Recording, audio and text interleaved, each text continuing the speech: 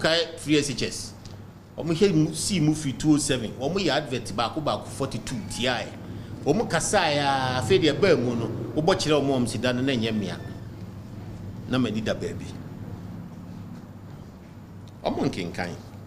Nti ade we de ejina wo so. Ukokromuti wow dia.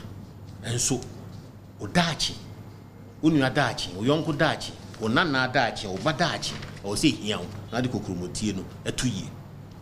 Mi obi eni mini bi metimi aye eni mi ntimi nye MPP NDC MPP ntimi nye MPP betimi aye ejina wo so e bia odi beto eni e de beko yesi fom se sie ya niema MPP aban dia mawo e wo health sector nye niema ketwa ambulance 307 e de buy your mama si okoto 200 no se wakoto no emu 30 pe na ebedure na ya dakato hwinim sisi wonu mutimi fanye hwe so wato 200 na de egwa kwara ni drone na abaso na nkrofo frama no ne behwe se de sitie na omu nyina ani age no ndc for se me engi na etufa wiem a ebetwa yere no foto abere omu dware what you say bo mu ka kire ase ye gola bi drone na beboa amedi anti-snake serum akọ bebia ka antimi nkọ no yedi moja akọbọn abatan apemfo no omo se drone tu a ebetwa ye yere no mu dware abonten mfoni timi anji drone no mebusaw wo hu sa mfoni ni bia na me gina ha minya hu bi president Kofo no the chips compound mine ono ane mine national health insurance ono ane mine sa ambulance service here ne na do to aso yi ono ane ma doctor for any kan Ghana oye college of surgeons and physicians na do see okoye masters or doctor mu a untu fees se mu bi mu nim se doctor for be masters me boa doctors so me masters say doctorate specialization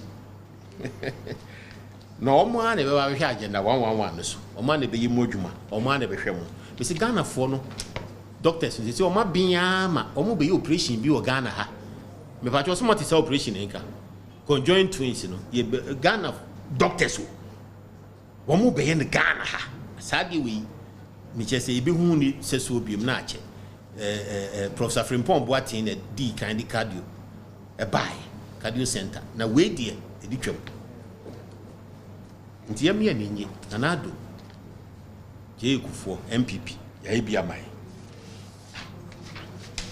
na ni nsem no keka ne bebre ne de me nheda enchechi mu pi sikasem no de mechiri mu ani hospitals no mo say yi ha ombusa ese bede ne esi hospital ba ko 16.88 million abra hospital also timisi no $45 million ene echi om say sa design ye sheda ehwehwe Ghana for na ebusa Ghana for ze kwan be na mo beye nhye no a ebe somboa ama Ghana ebe san yefo a mo de niam free Ghana na beye omom ti Ghana na beye adwuma no eno ho na mo tena ase fa adwen a ene Ghana for atimi aye nhye a ba ko bo 16.8 million no ka de ebi frama no ne aba 45 million no etimi si enmu kura miensa ti Ghana for na de ani ato omso Ghana for adwuma faso ni nyina eba Ghana for ho agenda 111 afa yenhwe omo infrastructure ni emfampon omo busa se omo se abandon projects omo kam kai na jo mama so why projects e wo Ghana ha nyina e de na fi de wo kam zo obi nye o projects ma nti abandon projects no kan yenhwe omo se sister bed district hospital okumawu e na friend say fomna ni abetifi yo ni nyina ye hu adwuma ne tie ne se sa project no mko sign ye no na hospitals ni nyina aka ho sika no dodo no mbi kosi ba ko e wo shay osudoku dodowa sika no e sign na ye hwehwe mu a hu ba bia de beto e me ni contractor for na di nkomo nti o ma san simu a o mo ye adwuma no for me na ene Takrady European Hospital o mo ho kuma wuni abetifi enche o mbe hyase na garu ene second year na ka project we ho and this for no man sim kura and obuso mo nka ho omo ansim kura ye piska ne de aye Twifupraso ene nkoko ya wie ama ye yemu adwuma salaga nso mo ye ho adwuma second quarter 2022 ebeba ama etimi akomo hospital na 500 bed military hospital afari no 90% ti first quarter 2022 na omawie 250 bed Kumasi Regional Hospital I was say we are and also 95% first quarter 2022 yensa ebeka nti minuano agenda 111 no ade bia se de ya che no ebedom yen na ade a Ghana fo no munsa da ho a wo mo kusa se be ya ebedom yen nyina ti yesrem pa ye de yegidi se MPP fo adwuma sombo the NDC fo ye na ya amanyosem ye nim se amanyosem e no moye nti mo mo mani na ho nti ye di daso ene se 2024 mo bedom ye na adwuma pa no ya toa so ama ye be hye mo ma your mama obehwie agu ye be hye mo ma your mama obehwie agu nti me di basem wo ba wie no eda your mama be ba be gina wanim se obeda wasese oto abama 2020 misrew busa no se on kan kirewo onu nuanu ma mo ho tie no se kwan bed obefa so a obema mo mma akosku on kan kire mo on kire mo kwan bed obefa so obema mo mma akosku kwan bed obefa so a obia betimi akọ hospital ma ne ho atọ no hospital ben no a efo kwan bed obefa so a dwadifuo ebetimi anya bosia efo inflation be wo fom na sidi no ntumirika prom na sebe dom so ensamba ibenya akwan papa sidi yi of rules no yi fichi kwan eye gotes yi fichi kwan no na nyina echi no ibenya kandinia owa akukuduro gina ne naso abadaya mamuo na watimi ahwen ye na covid enchi yewe ewo kwan so ya munsa ne sansem ebeboa nyame hira mo nyina.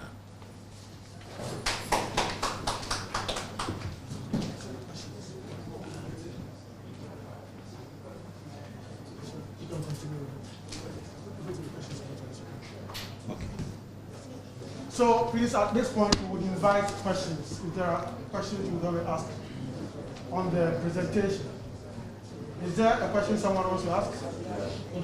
Please, your name and your media house. Please, we are still in the session. My name is Emmanuel. I work with Talk TV. Okay. I would like to ask the Director of Communication. You know that every government that comes does a review of various projects by previous governments. So can he tell us the number of completed projects NDC did and the uncompleted one? Is that your question? Yeah. Go to the delivery tracker. You remember that Dr. Bawumia made a delivery on infrastructure in August of 2020. Cast your mind back.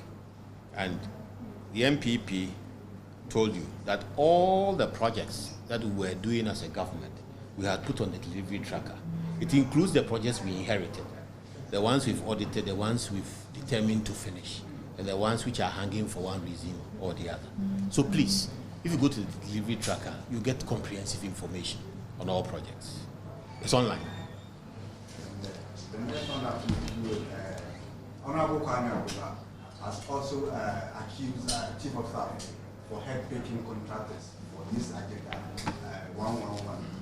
What is the party's take on that? And my last question is, it seems the MPP is keen on winning election 2024, whilst the mandate given to them by Ghanaians did not accomplish it.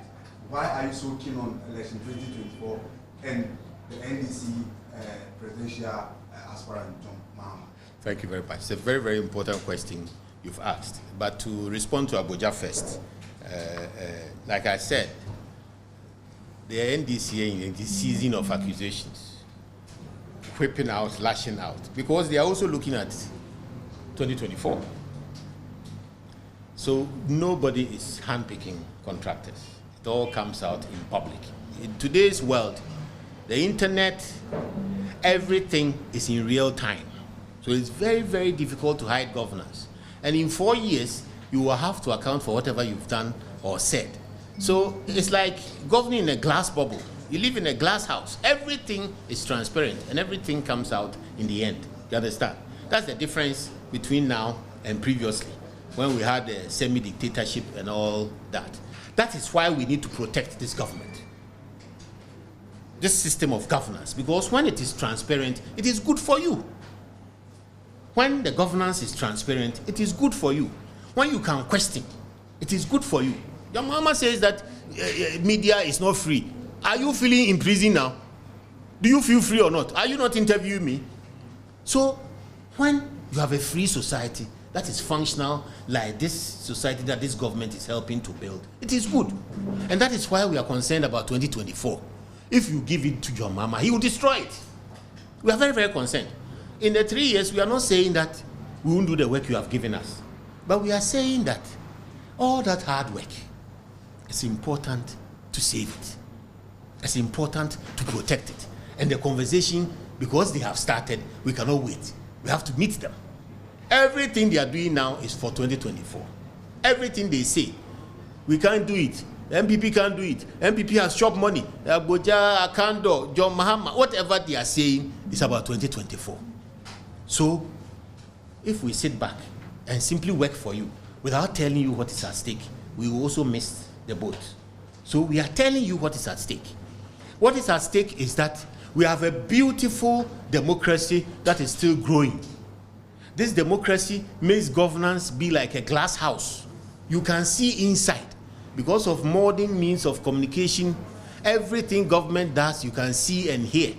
If government doesn't tell you, somebody else will tell you. And government has to answer. And the biggest answer is 4 years. Every 4 years. The last 4 years, you have given us a solid mandate. And we are very proud of you, and we are very grateful for that. We are going to use it to work for you. We are already working for you. And I've detailed a lot of the things we are doing for you. We are working for you. We need to protect the work we are doing with you for you. If you give this country back to somebody who hasn't performed, who we know can't do anything, who is still saying that it can't be done, then all the work we have done together, all the hard work will go bad. And that is why we are interested in 2024 now, so that we protect what we are all enjoying now. But you can't have all the... Let somebody else. Let somebody else. I've taken time to give you an extensive response. Somebody else. Are you also not threatened by the talk on John Mohammed's thank you? Because if you think you have worked very well, 2024, Ghanaians will out and Of course. But since when did a silent politician win an election? We campaign. I have yet to see a politician hiding in the room who has won an election. The people will tell you that they don't know you. So, Nanado is doing his work. Nanado goes to these regions to see the rate and development that is coming there, the new regions that have been created in particular. He loves going there to see the work that is going on. And then John Mahama rather feels threatened. John Mahama thinks that he will beat his party's nomination and go for an election against Nanado again. And so he goes out there to try and counter what Nana is doing. So what does he say? He goes to these beautiful new regions and says, Nanado can't just give you a region. He should also develop it. And who tells me it's not being developed? And who told him Nanado just gave the regions? Does he realize that there was a major referendum? And does he realize that it is the people in those regions who fought for and voted in those referenda? Does he realize that a region is not merely given away? So we are not frightened of John Mahama. We know he cannot give your child an education. We know he cannot give you good health. He will collapse NHIS. We know he cannot manage the economy. Interest rates will go up. Inflation will go up. Growth will drop. He will go back to the IMF. We know he will do all those things. So we can't let him poison your mind. Because if you are sitting here somewhere and they keep telling you, oh, it's bad, oh, there's corruption, oh, Ghana is hard, then sometimes you think it's true. Sometimes you think it's true. So we have to speak back. We have to tell you what it is. We have to let you know what we are doing. And it's so important that you know what we are doing and that we are doing it for your benefit. We have to protect the Fourth Republic. The way to do that is to vote MPP back into authority. Thank you. Mr. Ote.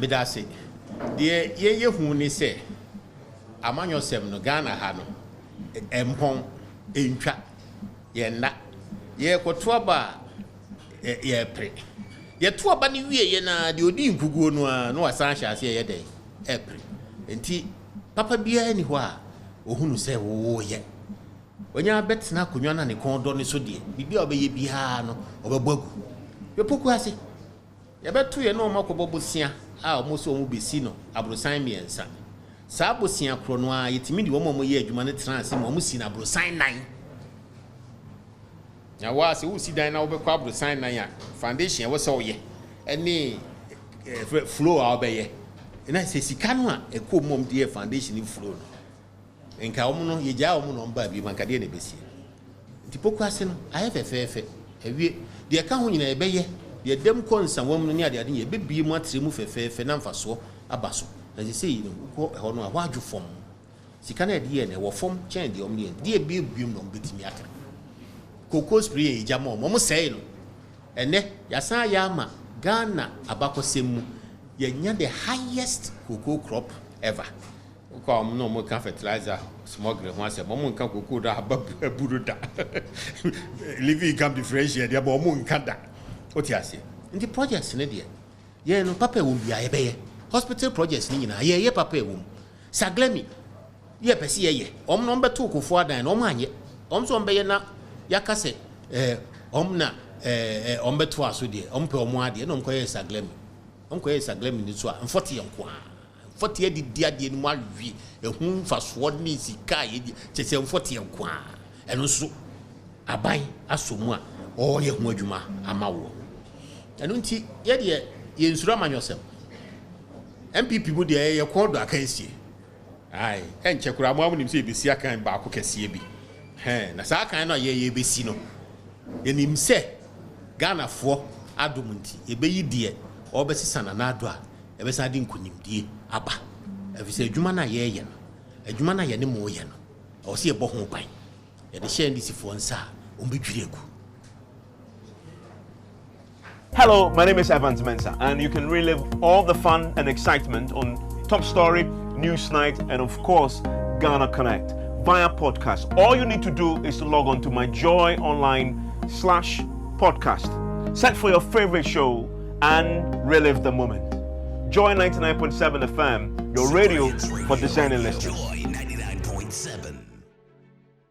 Let me officially welcome you to your most authoritative show on TV. It's The Pulse. We are coming to you live from our studios in Kokomlemle on your digital terrestrial TV because we're free to air on DSTV channel 421 and Go TV channel 144. We are your home of independent, fearless and credible journalism. This afternoon, the Makola building that caught fire some weeks ago to be pulled down after engineers say it has structural defects. We have details of a report from the investigations conducted into the cause of the fire and more from the Accra mayor. Also this afternoon, Ghana Health Service assures it will not end ongoing vaccination of Johnson & Johnson vaccines today till they exhaust the remaining doses. We are live at vaccination centers in Accra with an update on the exercise so far. Plus, voices to fix the country getting louder as a new group which subscribes to the objectives of the Fix the Country campaign. The national interest movement push for the Fix the Country agenda to be moved forward. More on this, even as both groups say they are united in the campaign to fix the country. My name is Aisha Ibrahim. The Pulse is brought to you by Global Communities, Dignilu Affordable Safe Sanitation. We are also streaming live on YouTube and all our social media handles. Tweet at us with the hashtag #ThePulse. My personal handle is @the Nana Aisha. Always a pleasure to host you. Hello, I'm Dori Nando. You can catch up with all the fun on the Cosmopolitan Mix and on all our shows via podcast. Just go to My Joy Online podcast and search for your favorite show and relive those moments all over again.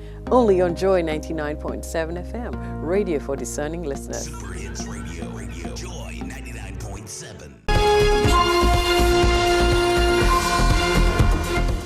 Many thanks for choosing us. Let's begin with the AMA because the Accra Metropolitan Assembly has arrived at the decision after a committee tasked to investigate the July 5, 2021 fire incident cast a slur on the structural integrity of the building following the fire incident. In its report, the committee found that the building had since become weak and compromised. The committee also established that a generator set started the fire that engulfed a bigger part of the building and destroyed merchandise and personal items worth thousands of Ghana cedis. The Accra Mayor, Mohammed Nia J. Sowa, has been giving further details in an interview with my colleague Matilda Wemega.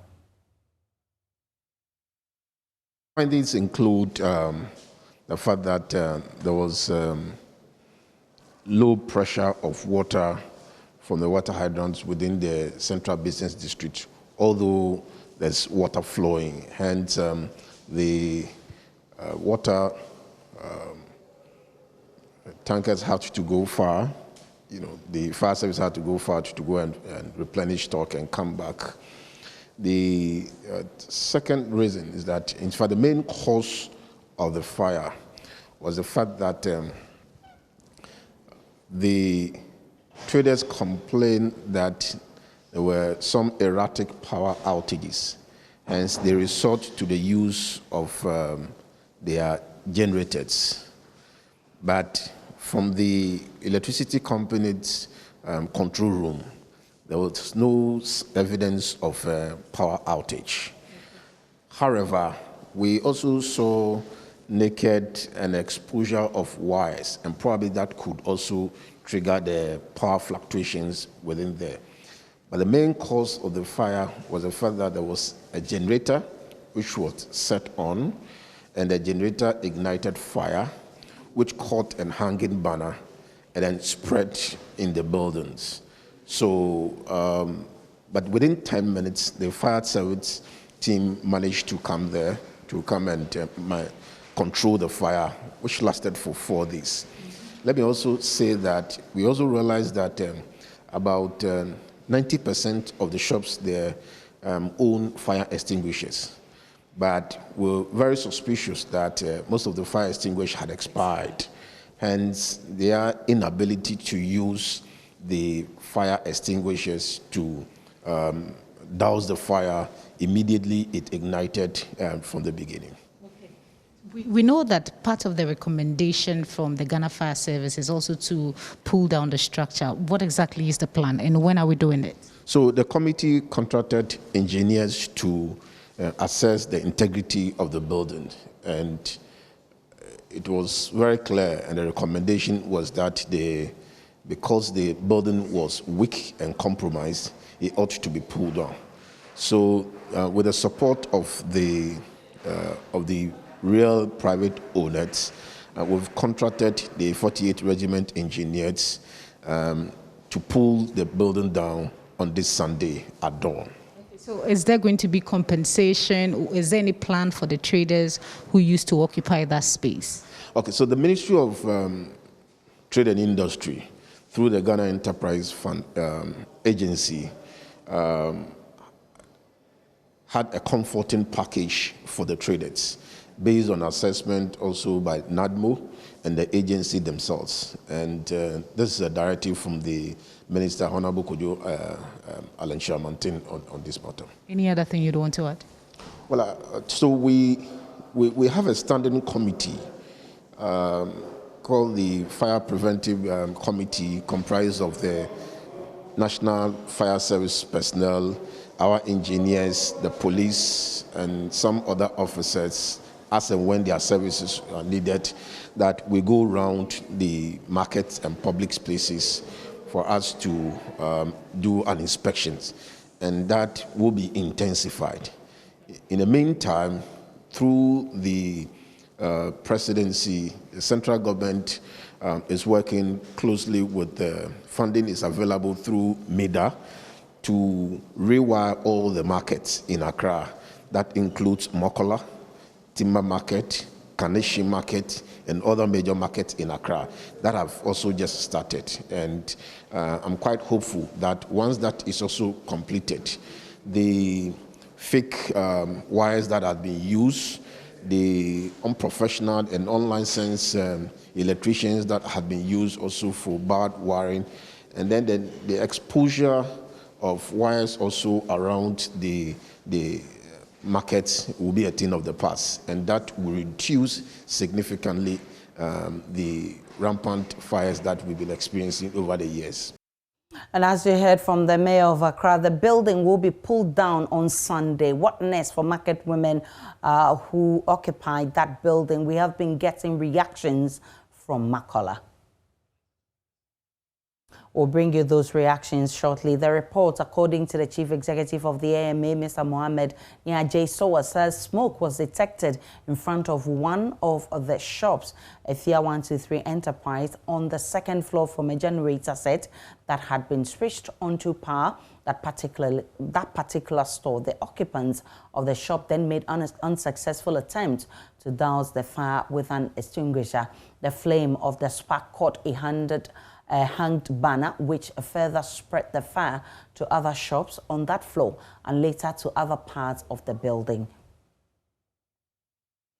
Right, so we've been talking to market women who are expressing mixed feelings about this. We'll be bringing you that sound shortly. But the Director General of the National Disaster Management Organization, Eric Nanajuman Prempe, has disclosed that the Bagri Dam in the Burkina Faso would be spilled in the coming days. He says correspondence between NATMO and authorities in Burkina Faso indicates the dam is full and will soon be spilled. Martina Bugri has more in the following report.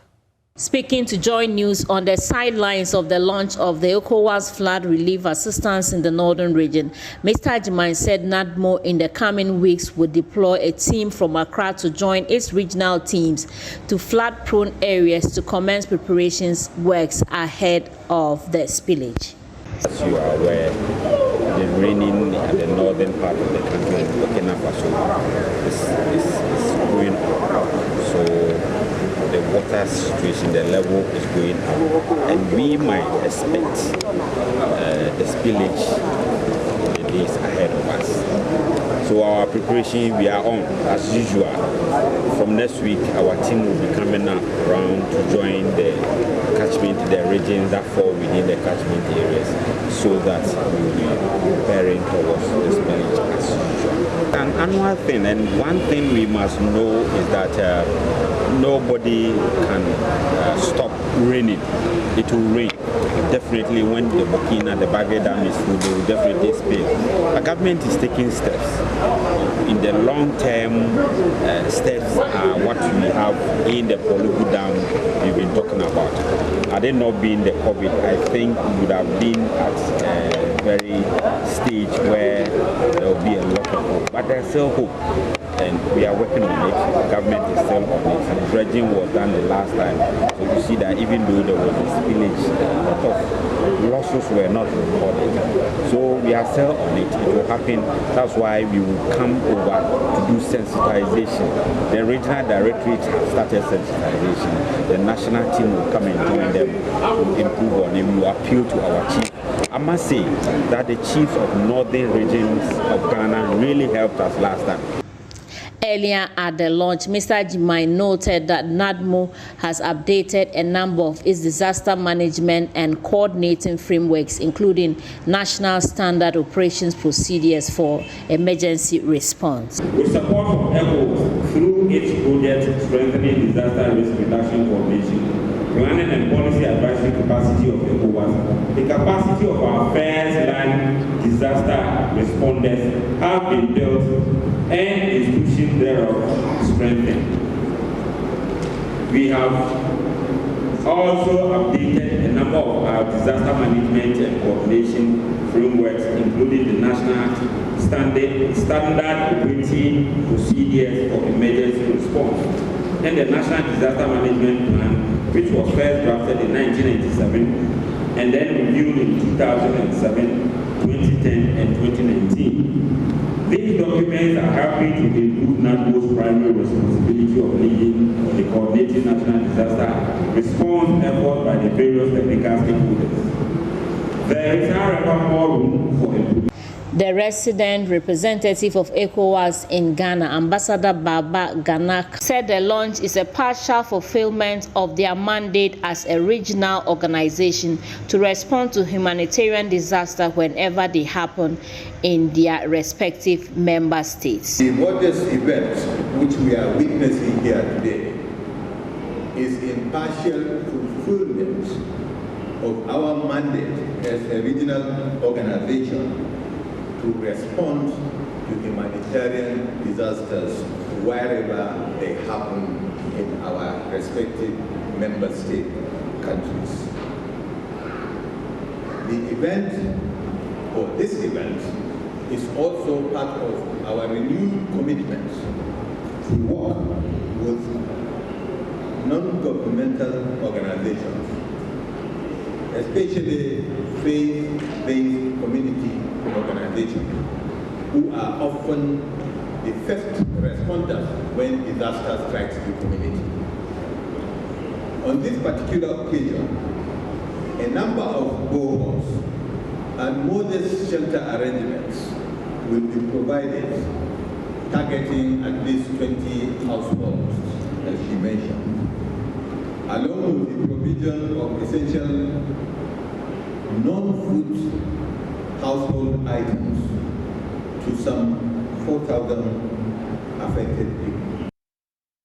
Let's go back to Makola on our earlier story of the Makola fire report, which suggests that there were structural defects on that building, and for that matter, it needs to be rebuilt. Market women have been reacting differently to this. Listen.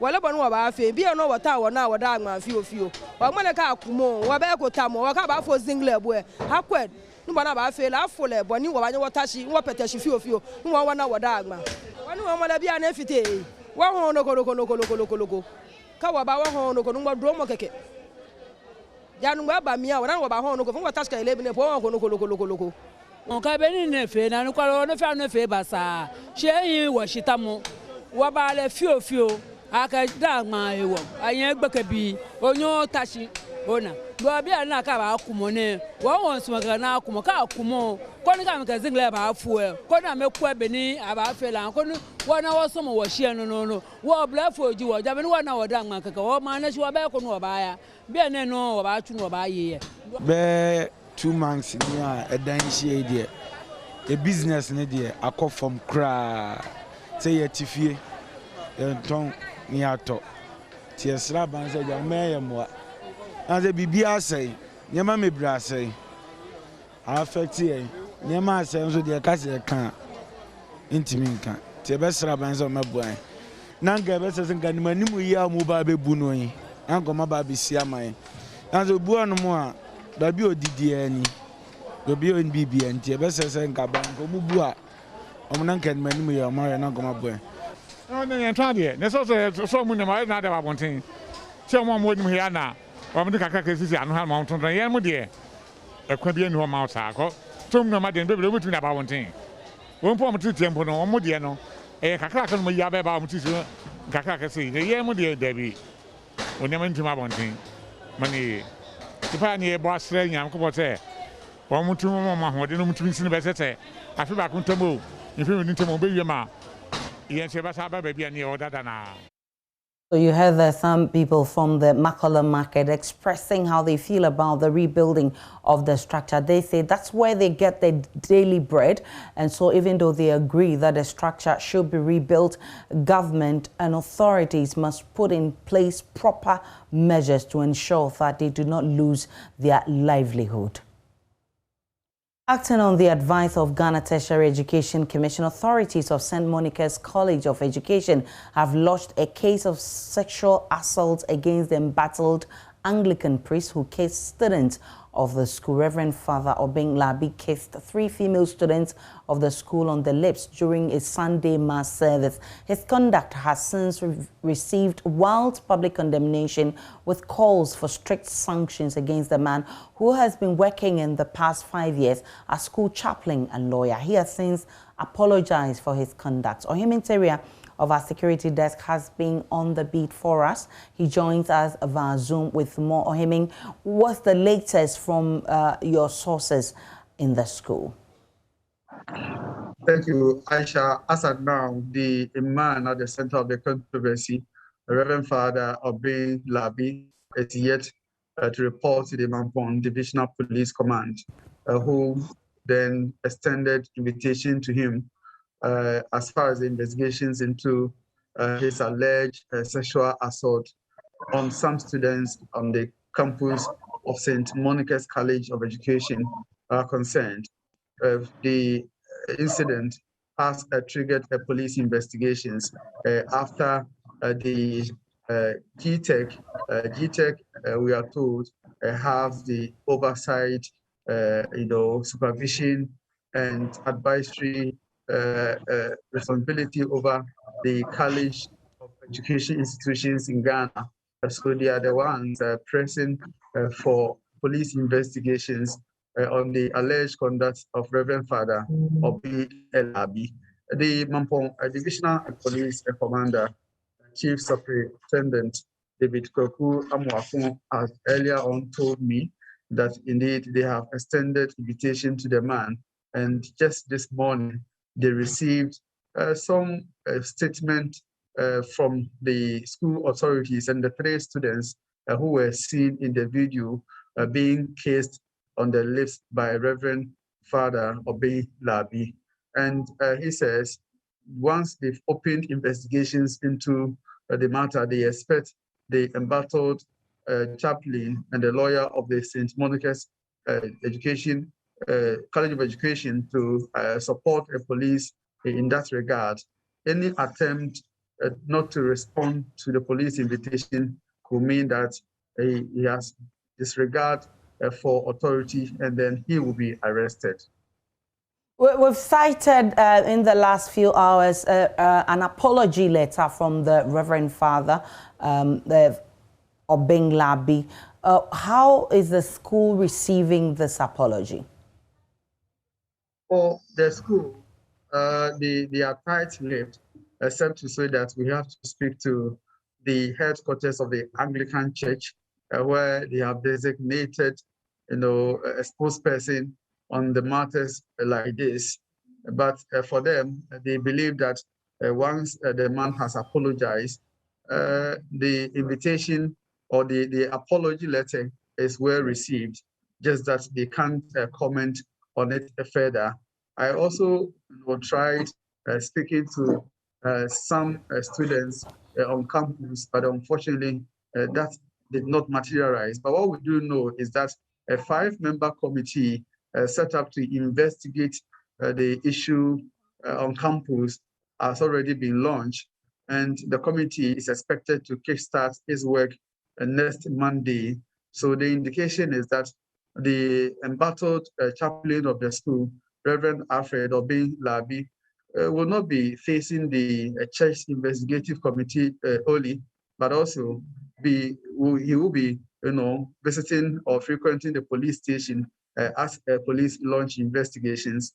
If you look at the 2 investigations, there are 2 investigations that will happen. One is to look into his conduct, and don't forget, all these while school authorities have indicated that they are being guided by the school's policy on sexual harassment, and that of the Ministry of Education, and that of GTEC.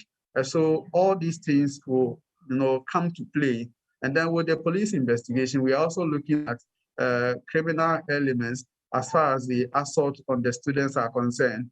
Some have already raised concerns that there's likely to be some bit of criminal intent in that regard. Because if you watch the video carefully, the third student appeared to have resisted, but she appeared to have been pushed by the Reverend Minister, Reverend Father Obin Labi, in that regard, to receive what the Reverend Minister described as a peace case for the students having distinguished themselves as members of the school's chaplaincy board.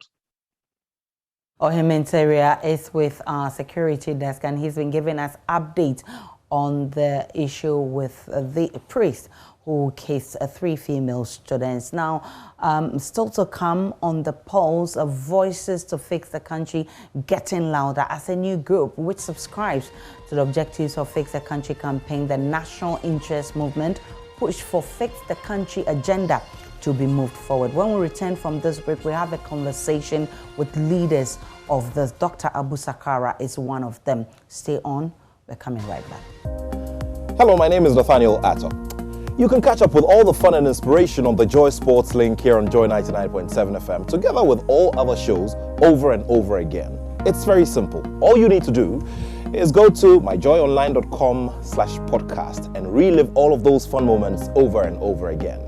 Joy 99.7 FM, your radio for discerning listeners. Joy 99.7.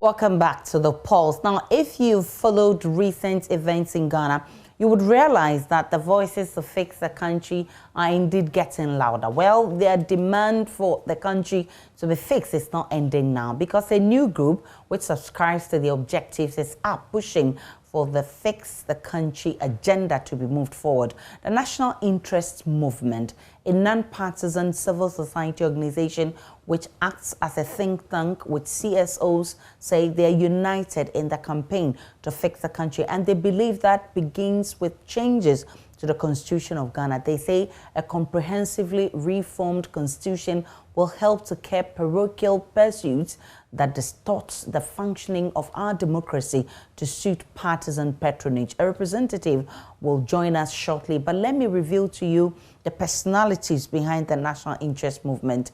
Dr. Abu Sakara Foster, he is the founder. Professor Raimonda Tuguba is chairman, Petition Committee. Professor Ransford Jampo is vice chair, Petition Committee. Dr. Charles Abugri is chairman, Economic Development Committee, and Dr. Susan Edua-Mankwa is executive director. A very solid and credible team there. Dr. Abu Sakara is joining us via Zoom to help us understand what they really want change about the 1992 Constitution. But even before that, Dr. Abu Sakara, I'm grateful for your time. What really has motivated this move? The National Interest Movement started after the 2012 election. So we've been registered for almost 5 years. During that 5 years, we've asked ourselves a very pertinent question relating to the fact that we want to see a change in the duopoly, and we want to see a change in the country. And the question we asked ourselves are, what is keeping our country from becoming what it can be compared to its contemporaries that we always ask ourselves about and compare ourselves to? So we have determined that the key things that are holding us back are really the roadblocks in our constitution that have stopped us from operating like a cohesive, focused community of people in communities, nation, up to the national level, so that we can have a direct impact on our development. And by this, we mean that the issues relating to the transition from essentially a military government to a civilian government, in which we embedded in the Constitution certain things that protected certain people and certain ways of doing things. So we want to see a reduction in power concentrated at the center. And by that, we mean a reduction in the amount of appointments that the president alone makes in his influence over independent bodies, and also in the capacity of the independent bodies to operate independently. We want to see a separation between the legislative and the executive, and an empowerment of the judiciary. Those are things that we can only do if we make some constitutional changes and really drastic ones. On top of that, we want to make those changes that speak to the tension that we have at elections. Why do we have these tensions? Because there's a perception that somebody's electoral commissioner is going to be the referee.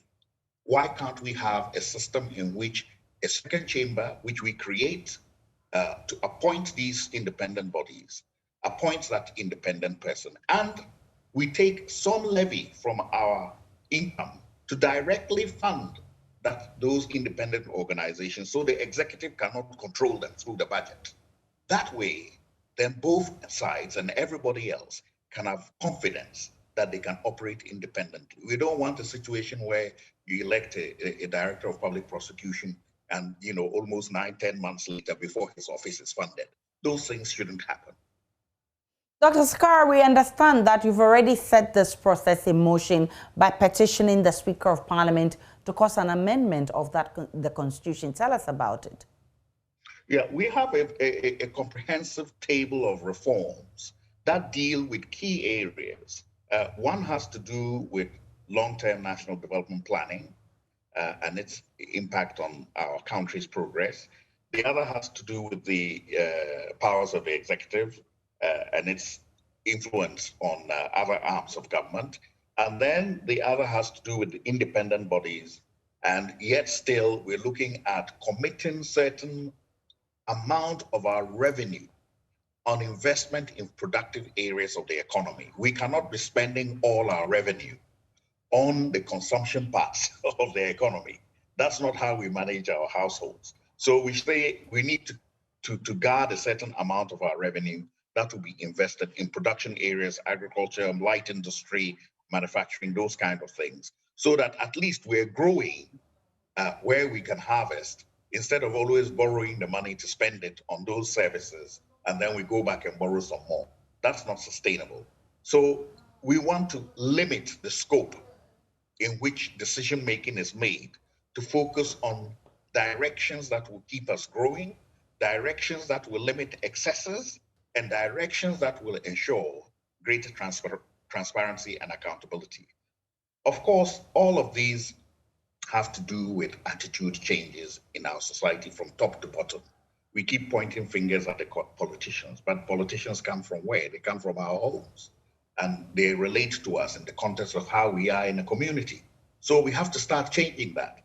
And some of these things, it's difficult to change it in the generation which is already here and about to go. So you start with the younger generation.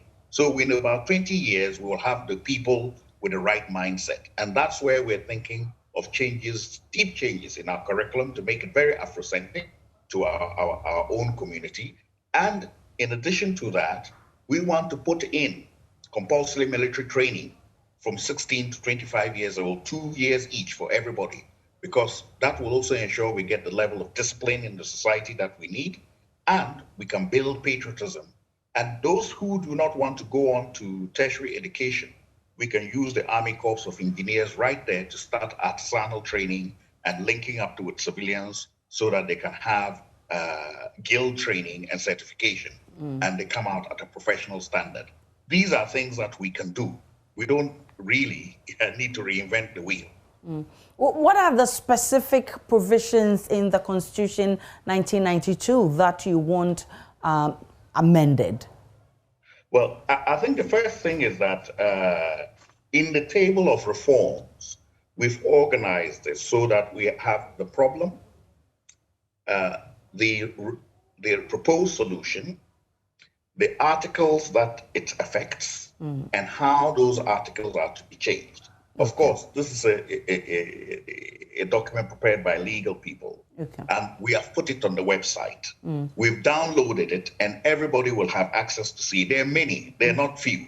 And that is why we use the word a comprehensive reform. Because if you tweakle with only a little part of it and leave the rest, then you will still have a lopsided, constitution that does not work as we want it to work. So we want it to be adjusted in its totality. Of course, there are some that have higher priority than others, and those have to do with changes that would have a pervasive impact. In other words, it will be a very big impact throughout the system. And those have to do with the executive and the independence of independent bodies and the ability to operate independently. Okay. And in addition to that, the checks and balances in the system to make sure that there's greater accountability and confidence in the integrity of elections. Those are important, but there's other important things which are central, like the national development planning. We want that to be looked at in a different way, where the long-term national development plan is done by all of us together to meet our aspirations and our visions as a nation. Then in segments of 6 years, each political grouping can look at the targets within that and download from that into their manifesto so that they can show us how they can better deliver that particular segment of development for that 6-year period and budget for it. And then we can have confidence in their plan or not. It is not a free-for-all where, because there's not a long-term national development plan, you just go to some standard priority list of 12 or so, download what you want and create your own manifesto. And the net result is that with each administration, you're swinging from one side to the other. People who swing from one side to the other of the road cannot progress as fast as the people who move forward in a straight line. And that long-term development plan will narrow our swinging about left to right, so we move forward as a nation, and we can be compared out then to our other compatriots who have left us behind now, the Malaysias, the Koreas, etc. The key thing for those people has been their continuity and also their consistency, and also ensuring that there's a long-term vision. These are the things that mark them out different to our development. For Fix the Country campaign, for instance, the conveners and the members have used social media and protests to drum home their demand. What's going to be your modus operandi to ensure you get what you're looking for? Yes. Our modus operandi is at 3 levels.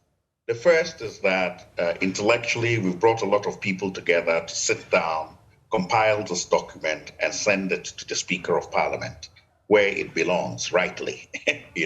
We've not sent it through the executive because it will be seen as taking sides. We've sent it to the Speaker of Parliament. He can call both sides and tell them, look, we have these reforms. Which ones are you interested in? Which ones do you want to champion? And then we will do it together. That's what we hoped as a nation we could do. But we're not relying only on that, because some of those reforms will affect they themselves in Parliament. And you cannot ask people who are playing a game of football to be their own referees. So we will then be soliciting the support of ordinary Ghanaians by going constituency to constituency and collecting 200 signatures per constituency. At that stage, we will submit those signatures to their local MP with an endorsement by the community of the reforms that we have tabled, for him to table those in Parliament. And eventually, all those things will come back to Accra here. So we're working from the grassroots level, and we have an agenda. We're saying, look, by 2022 ending, we should have a referendum on this constitution. It's not an endless discussion of holding workshops, conferences, radio interviews, etc. If we want to move forward, by the end of 2022, we should have a referendum on this mammoth referendum on this comprehensive reform agenda. Then in 2023, we can put in place quickly those things that relate to the election, the electoral reforms, so that by 2024, we have an electoral commissioner and an electoral commission that both sides can agree is independent and is independently selected by a process that has been put in place and will not change from administration to administration. That is one of the beginnings. Then, of course, we'll have an expansion of the political space, because we're also saying that the political space should allow the formation of coalition governments, so that coalition governments, based on numbers of votes at the presidential level or numbers of constituencies, we will form our own proportional representation mechanism. We don't have to copy anybody else's. We can copy our own.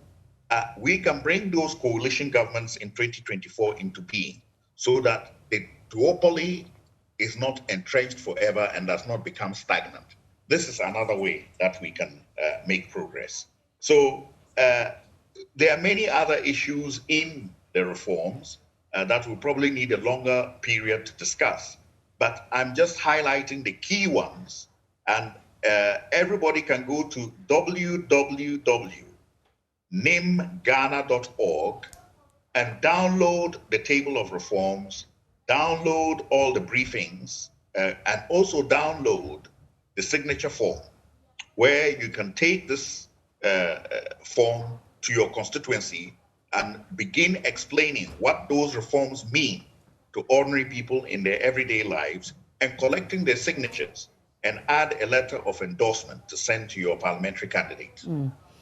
I'm grateful for your time, Dr. Abu Sakara. He's a founder for National Interest Movement, and wish you well in this endeavor. He says you can go to www.namegh.com to download the reforms and also join in that movement. Now, the Ghana Health Service says it is not ending the ongoing vaccination of Johnson & Johnson vaccines today till it exhausts the remaining doses. The vaccination of the J&J vaccine started this week in Accra and was expected to end today. But Director of Public Health at the Ghana Health Service, Dr. Franklin Asedu-Bekwe, says they will keep inoculation till they run out of doses.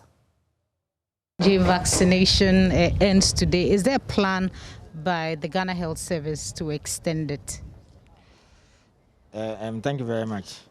So let me say that our plan is to use all the vaccines. So we are not rigid about when it's ending. So, you know, the idea was that let's get a campaign mode to exhaust this in 5 days. But that doesn't mean that exercise is ending, so it's not ending. So far as we have some vaccines left, we'll continue. So how many days more are we adding to it, or? No, what I said is we are not saying how many days. Our idea is to exhaust the vaccines. So as far as we have some vaccines available, we use them. But do we have some? Yesterday we reported of some shortages in some districts. Do we still have the J&J, or we are running out? And if you can tell us the number of these vaccines that have been inoculated so far. I don't want to use the word shortage. This is finished, it's finished. So it's not that it's short. Okay. Do you get it? And you know, there are about 11 districts that we are using across the country. And we gave out about over 50,000 to Ashanti region, and the rest is in Greater Accra. So as your area gets finished, I mean, that is it. But we'll try and maybe move some to some other areas to make sure we use them. And let me say that this Johnson & Johnson is going to expire in 2023. So there's no real pressure on it. But I think the pressure is to get people vaccinated. Okay. So when people come, we'll vaccinate them.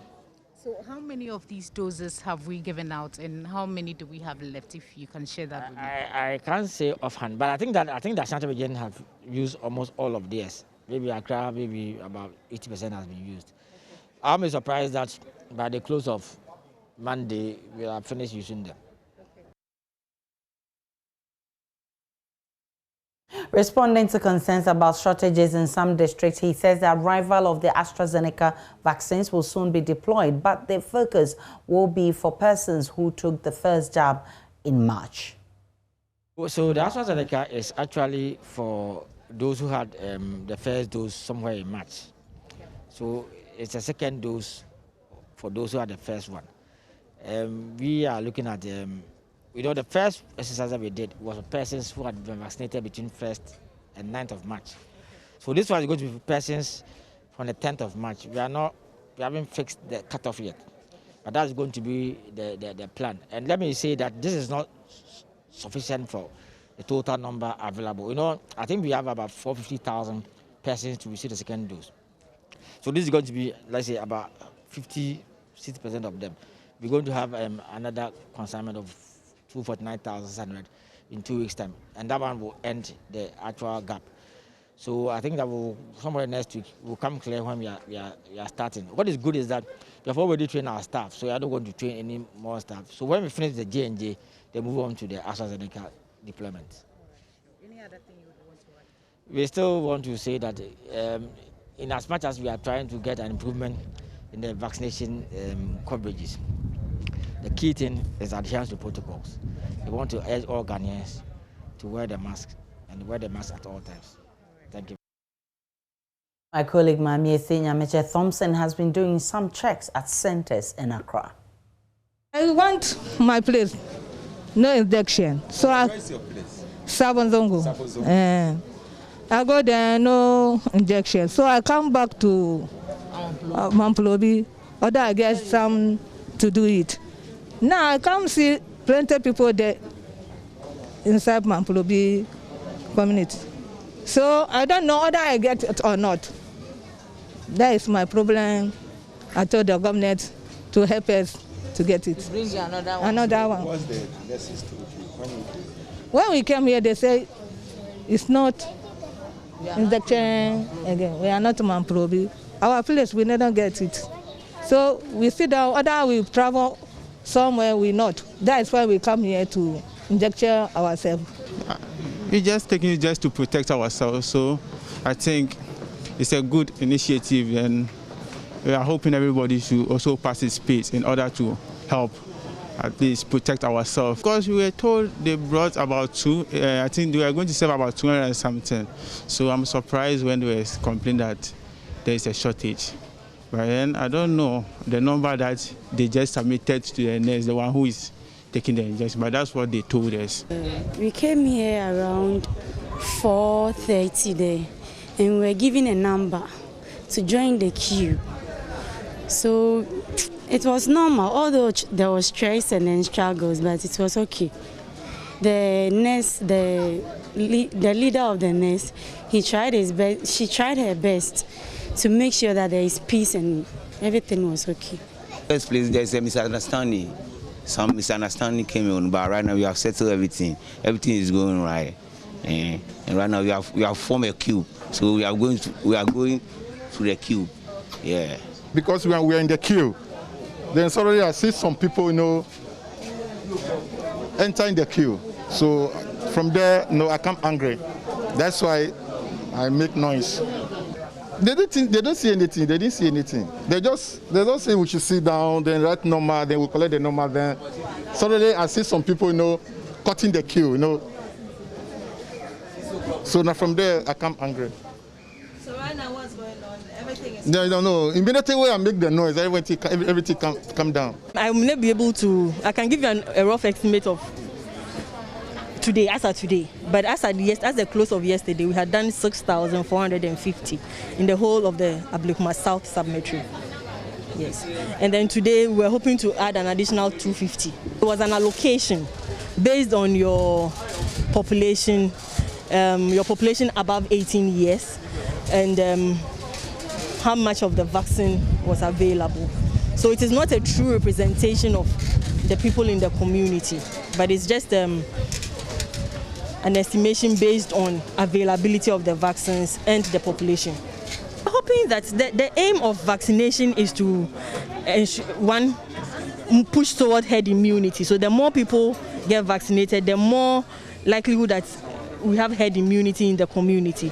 And also, once people are vaccinated, even if they should get the COVID, they should get the disease, the chances are that they are not going to get severe disease. So that is what we are hoping for, that once we have been able to vaccinate so many people in the community, at least going forward, the cases that will be coming will be less severe than it has been before. And hopefully we'll get out of being a hotspot. I'll continue to encourage people that yes, we all need to get vaccinated. We have just done a fraction, it's less than 1%. 6,450, 470 is just about 1% of my total population. And so they shouldn't lose hope. It's not that because they couldn't get vaccinated this time around, they should fall back when the next batch of vaccines come. But once we start mobilizing again that vaccines have come, they should come with the same zeal that they have come now. And hopefully we'll be able to cover more people to get us out of the hot zone state. The Ashanti Regional Chairperson of the Ghana Registered Nurses and Midwives Association has called on government to make available to nurses the second jab of the AstraZeneca vaccines. Jones Efree Antu says, though most of them received the first dose of AstraZeneca vaccines, they were yet to receive the second jab after several months of waiting. He spoke at the Nurses and Midwives Week celebration that any further delay could affect the efficacy of the vaccine. Emmanuel Osei has more.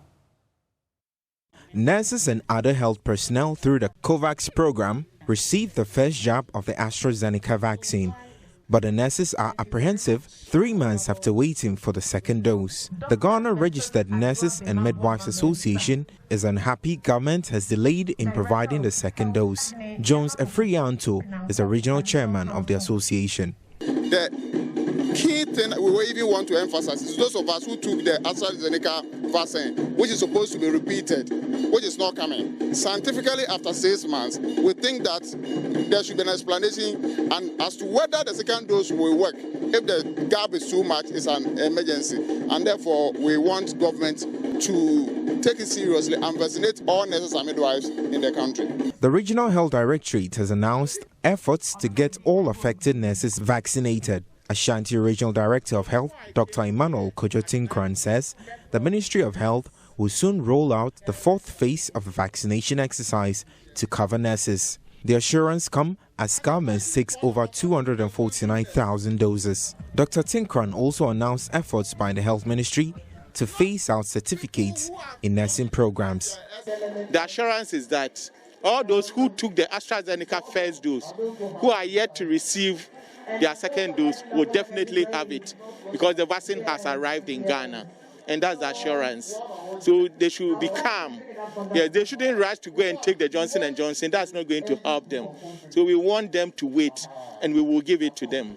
If we want the universal health care to go on, then the quality of nurses that we need is the quality of nurses that can hold a degree or what, a diploma. See, when they do that, it helps us a lot because all the certificate people that they are trading, the moment they come back and then assume the service, they want to go back and do another course again. And it goes against the government in the sense that instead of staying in the hospitals to work, they rather apply for study leave to leave and go and do the same diploma programs.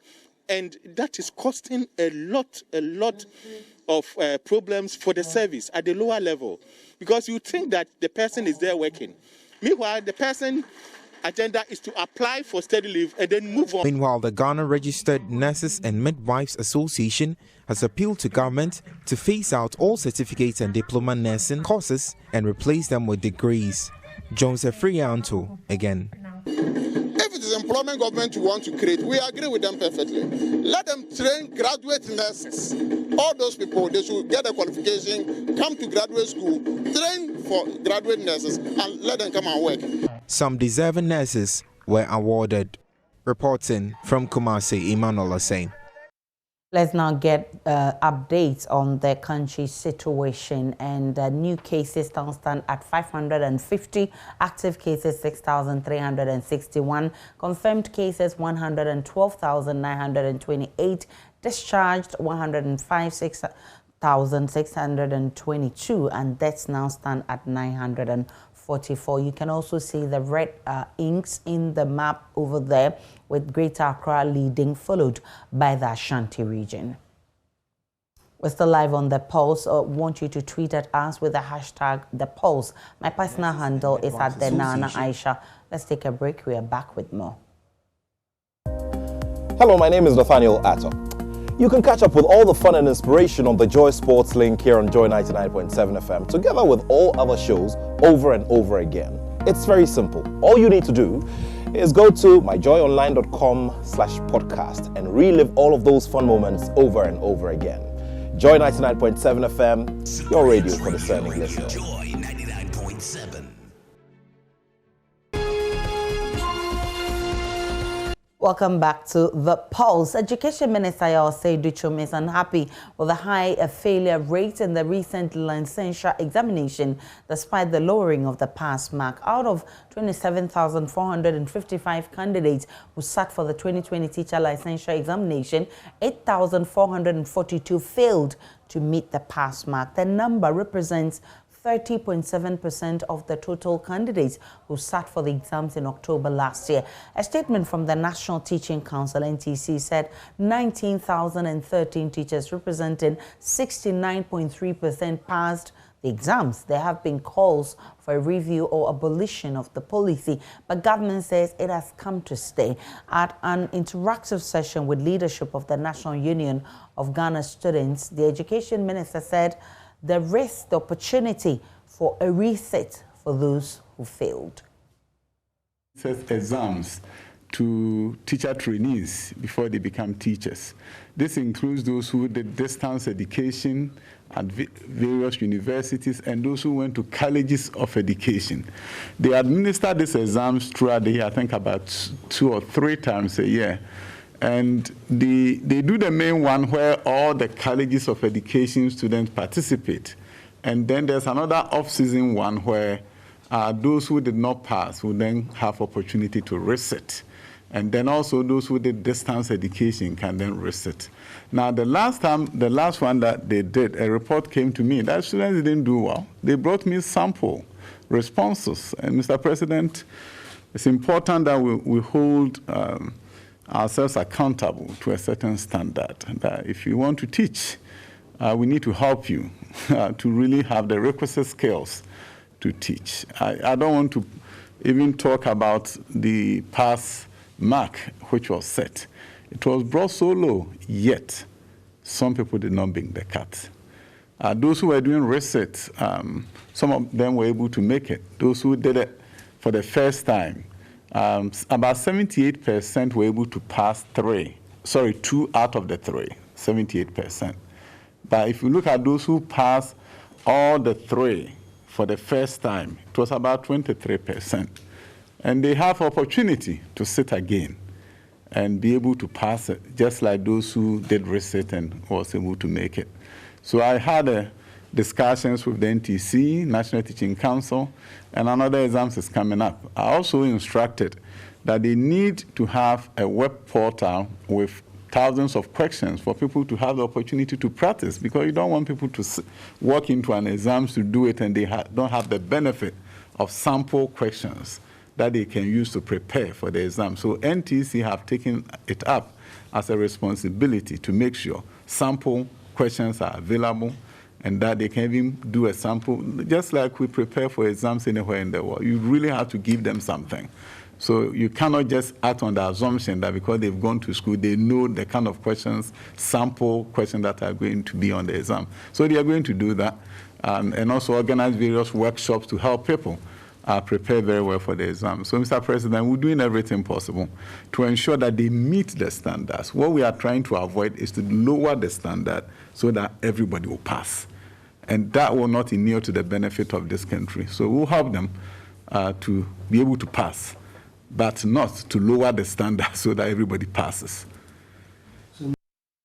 President Akufo-Addo is backing fully the teacher licensure examination introduced in 2018 to give teachers a requisite certification to practice in Ghana. He says quality must be maintained.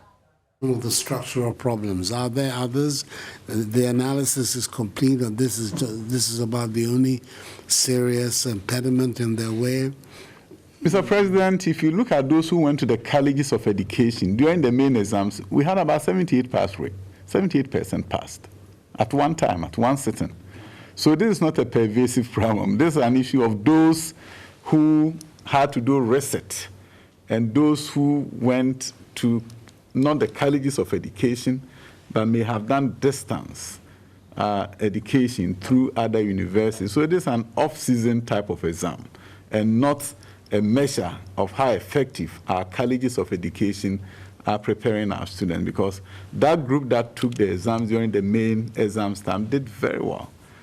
So this is a different kind of situation where most of them are people who are doing research, and even that, passing 2 courses, about 78% passed. But the failure was measured in terms of how many were able to pass all the 3 at one sitting. So, Mr. President, as I indicated to you, what I think is important is for the NTC to give opportunity for people to really prepare and not just walk into the exams. And that's the first time they are seeing the kind of questions that is coming up on the exam. So, Mr. President, any deficiencies that are there, we work with the colleges of education to be able to prepare the candidates well. We want to hold ourselves to a certain standard. And that is what is happening. Well, standards are important, but nevertheless, I don't know. You've heard the minister. Are there any particular comments any of you want to make on the response he has given? I don't think there can be any question about the need for us to maintain high standards in this area. It took us quite a long journey to arrive at the need for the exams in the first place.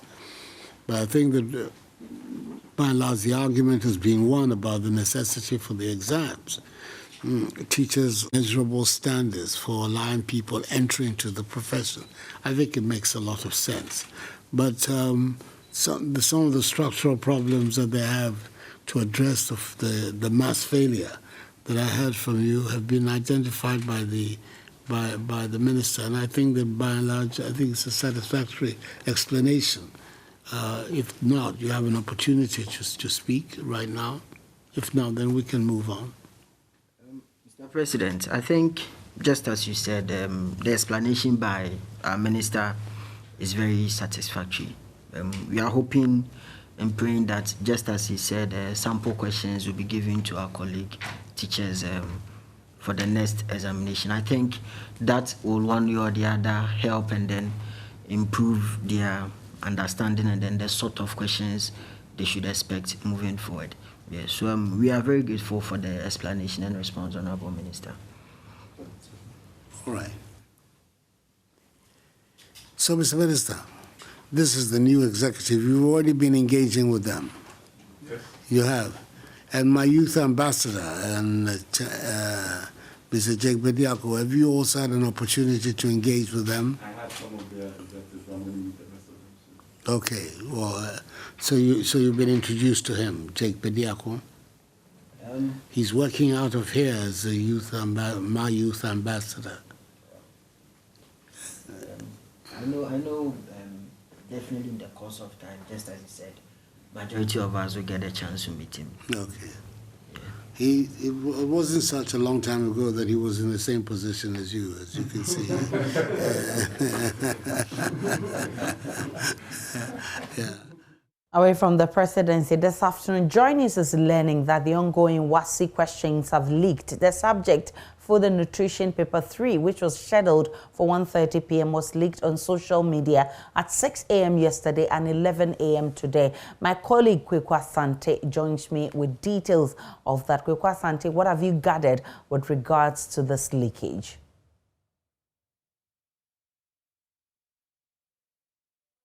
Kweku, unmute for me. Hello, Kweku. Looks like Kweku is still preparing to join us for this conversation, but there's a leakage. That's what we are gathering with regards to the WASSI examination that is ongoing. Kweku Asante, if you can hear me, what have you gathered with regards to this leakage? Kweku Asante, what have you gathered with regards to the leakage?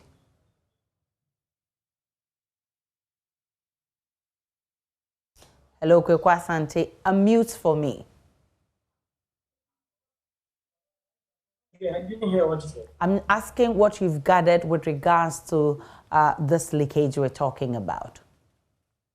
All right, so Heritage Imperial Limited sued the Ministry of Lands and Natural Resources and the Attorney General Department over some seizure of its mining equipment. The court resulting gave a judgment of $50 million in favor of Heritage Imperial Limited to be able to recover the asset that they had lost. All right, so Kweku will go to that one, but I'm talking about the leakage of WASI examination papers, the one that has to do with food and nutrition, paper 3, which was scheduled for 1:30 p.m. this afternoon. What have you gathered on that one? All right, so according to Africa Education Watch, who are monitoring this examination that just started today, they picked some signals that some examination questions have leaked. And so they did their own checks. They confirmed with WAEC that the papers had actually leaked. And so what they decided to do with Oxfam, the bodies that they are monitoring the examination with, together with WAEC, went to some schools and were able to confirm that the papers had leaked. The papers have actually been written without any withdrawal of the specific papers. Africa Education Watch says they will provide the public with some more information. But for now, what we know is that we can confirm that the papers actually leaked. We've seen some of them. And what happened was that Africa Education Watch wants to get WAEC to assure it that going forward, some of these papers are not going to leak anymore, to assure the integrity of the examinations. Kwekwa Sante is my colleague who is monitoring this for us. We're still monitoring and we'll get you more on this unfolding story. We'll take a break in sports for sports on the Pulse. Stay with me. Hello, my name is Evans Mensah, and you can relive all the fun and excitement on Top Story, Newsnight, and of course, Ghana Connect via podcast. All you need to do is to log on to my Joy Online/podcast. Search for your favorite show and relive the moment. Joy 99.7 FM, your radio for discerning listeners. Joy 99.7. Time now for sports, and oftentimes persons who are born with disability resign to the fate and wait for anything that can happen to them. But it's not the case for all such persons. So go the extra mile to achieve something for themselves, and when they do, they sometimes beat what others without such disabilities are able to do. Today, we have one of such persons joining us for a conversation, Emmanuel Amwako. He was born with his right leg shorter than his left leg, a condition which has had him living through unfair treatment. He shrugged that off and has now become, guess what, an iconic name in basketball in Ghana. He joins us today to share his story. Emmanuel, I'm very happy and excited to have you on our show. Share with us what your story really is. Thank you very much for having me. I hope you can hear me though. Loud and clear, Emmanuel. Okay, thank you. So, yeah, basically my name is Emmanuel Amwako, popularly known as Clock. So, how did you overcome this challenge to become who you are today? And that was okay. I mean, growing up, I understood that you wouldn't want to take that kind of risk. You know, you injure somebody's son and you're going to be in trouble. But I still wanted to play. So I had to find a way to do what I wanted to do and not be sidelined. I tried soccer, I tried all the games that there is, and I found basketball. And I felt better with basketball. It wasn't easy though, but as time went on, I realized I could be with yourself, Emmanuel. Hello, Emmanuel. So I started a sports brand. Yeah, can you hear me? Loud and clear, Emmanuel. Can you hear me? Sure. Go ahead, Emmanuel. Okay. I can hear you. So I started a sports brand when I was doing my national service with Q University called Clockwork Brand. And I have a basketball academy, Snipers Basketball Academy. I am running basketball tournaments on a regular, and I have one in my brand's name called Game of Threes. And I have a documentary out called 1312 Make the Clock Work. Talks about my story growing up, and it's a sort of myself. Oh, Emmanuel Amwako, I must say we are so proud of you, and you are such an inspiration to all of us. Keep burning that fire in you, and I tell you, the sky is just the beginning for you. And I want to thank you for also sharing your experience with us. That'll be it for sports. And that'll be it also for the Pulse this afternoon. I'm indeed excited being with you for almost 2 hours. My name is Aisha Ibrahim. Let's Talk Showbiz is up next. Do enjoy the rest of our programs, and as I always say on Fridays, chill, but don't fool.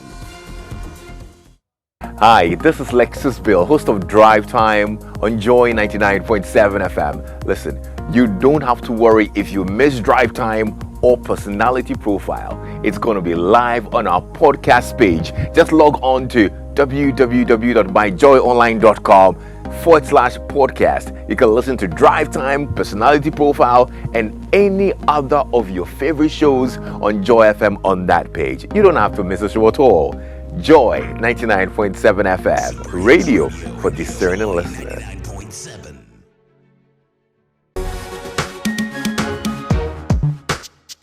Well, thank God it's Friday and you're welcome to Let's Talk Showbiz here on the JoyNews channel.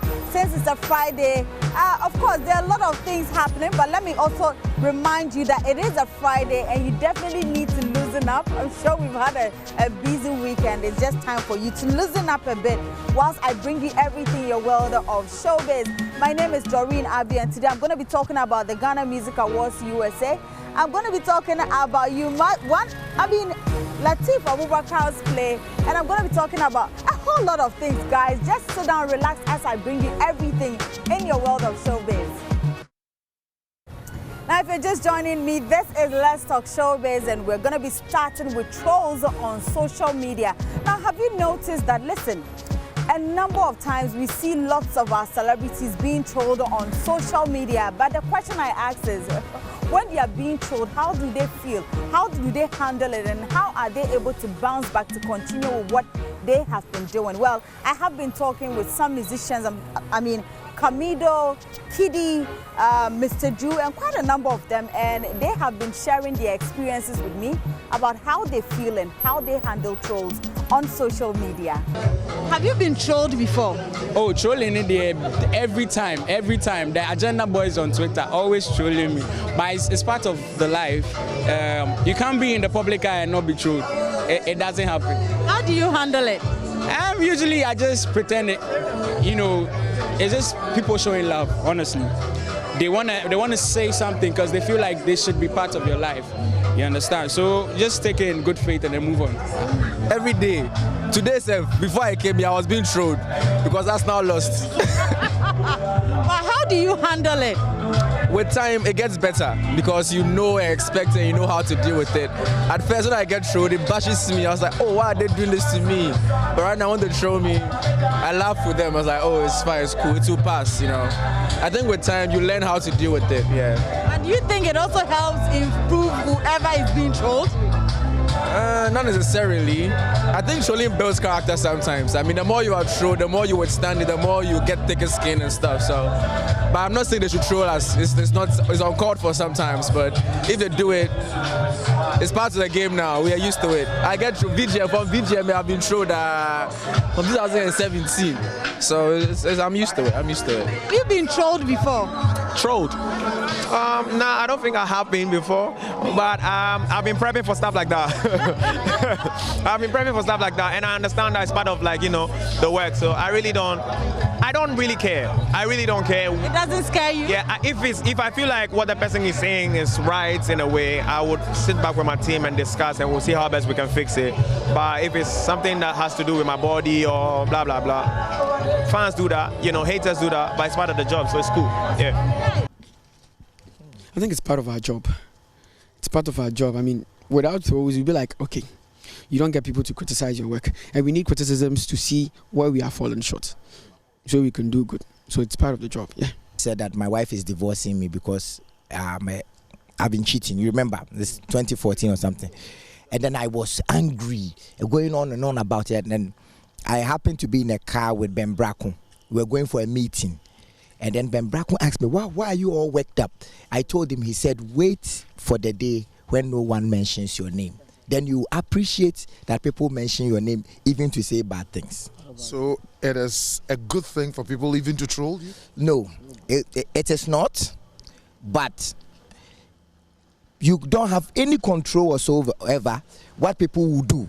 You only have control how you are going to deal with it. So, for example, when you come under my post on Facebook or on Instagram, people who come to write yabrel and other things, instead of getting angry and letting it wake me up, I come to ask them why. it will be really depressing to be following and commenting Obi our Breno. Yes. You know, I take my time, I meditate on it. And you know, another thing is that man had to go to the moon to know the earth. So sometimes some of the things that these people are saying could be true. Yes. So I pay attention to it. Is it true? Have I done it? Did I look at it like that? If it's yes, then I check myself and make sure I don't repeat it. Right, so those were your favorite musicians. So when you go on social media and you decide to troll a celebrity, bear in mind this is how they feel about it, and this is how they are able to bounce back to do the things that they love to do. Now, away from that, yesterday on Personality Profile on Joy FM with Lexus Bill, we actually had legendary Pat Thomas, and he's been talking about royalty system here in Ghana and outside Ghana, since he has both accounts here in Ghana and outside Ghana. The monies he takes, and well, he says that right now the system is better than back then. And he's been also talking about his trips back in the UK, Canada, and other places. Let's hear more from the legendary Pat Thomas here on Let's Talk Showbiz. About 6, getting by a year now, there hasn't been any royalties. There have been no royalties. Yeah. And the highest you have received is about 1,000 cedis. Yeah, in Ghana here. In Ghana here. But I have my songs are registered over the Europe and all that. So okay. So I get something there from there. So from Europe and those other regions, what kind of figures are you receiving? Oh, that one I can't tell you, man. But you can tell me the Ghana one, but the Europe one, you can't tell me. I can't tell you that. No. but it's way better than what you're receiving in Ghana. Of course, of course. What do you think accounts for that? Sorry? What do you think accounts for that? What do I think accounts for that? Yes. Yeah. It's like the from beginning. This is my mind. The laws has not been laid down properly. So, you know, the DJs play songs, they don't put in what they have to do so that royalties will come.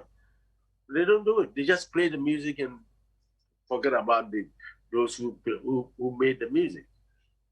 You understand? And that is what is not happening in Europe and America and elsewhere. Mm. They make sure that they put this thing, when they play your song, they book it down, and then whoever has the song gets something out of it. Yeah. But you've been in this industry long enough. You've seen a lot of the administrators of the musicians union go and come. You've worked closely with them. Everybody's doing the same thing. You know, producers will come and you record for him. You give just peanuts, and you know, but it doesn't happen in Europe and America and elsewhere. It's only in Ghana. Even Nigeria, they are doing better. What do you think needs to be done? Because you have this knowledge. I'm sure your colleagues in the industry also have the knowledge. The administrators are... That is what I'm saying, that it's getting better. Mm. Because before I was receiving 2,200 and now it's 1,000. So okay, things are getting better. Okay, all right. Then that's good to know. We'll leave it there. I don't go anywhere unless I'm performing something like that. Okay. Aside music, are there other businesses you're into? Not really. My whole life has been music anyways. Because, you know, a few months back or some years back, there was that whole argument or debate about the fact that creative people can't live fully on the proceeds of their craft. I mean, people said, look, it's important that if you're a musician or something, you find a side business or something like that. So is it possible to survive on only being a musician? Yeah, I'm surviving. Mm-hmm. I'm surviving, yeah. So music has been lucrative. Yeah, to me. Right, so that was the legend Pat Thomas, and well, a bit of information perhaps you did not know about him, and well, you heard that on Let's Talk Showbiz, but he was on Personality Profile on Joy FM with Lexus Bill. Now let's talk about Abubakar's latest play, Something Must Kill a Man. In fact, the play is set to take place on the first week of September, and as I talk to you now, they are rehearsing seriously for all of us. They are working so hard to bring us the best when it comes to plays here in Ghana. So I'll take you through excerpts of their rehearsals and what to expect. That's the first week of September. The theaters are open. The stage is ready. COVID protocols intact. All set for the first of its kind. Finest and funniest open-air theater. Something Must Kill a Man. A play by Latifa Bubakar. Dial *447*1092# for tickets at ATCDs. Right, so those were excerpts of rehearsals or what to expect for Something Must Kill a Man. Let us play by Latif Abubakar. Now, as I said, the weekend is packed with a lot of exciting programs, and to talk about that, just so you know, the day is finally here for the Ghana Music Awards USA, and should I say our great musicians have already arrived in the States for the event. And talking about them, Samini has arrived for the event this weekend, and it's looking good already. So let's take a look at how he was welcomed in the United States of America. Right, so let's just watch out for the awards this weekend. I'm sure we'll definitely bring you updates on who won what at the Ghana Music Awards USA. And this is where we wrap it all up on Let's Talk Showbiz. Today's edition, my name is Doreen Avian. A very big thank you to you, Ike, and Cassie on production. We are back here same time on Monday here on the Joy News channel. Until then, have a great evening.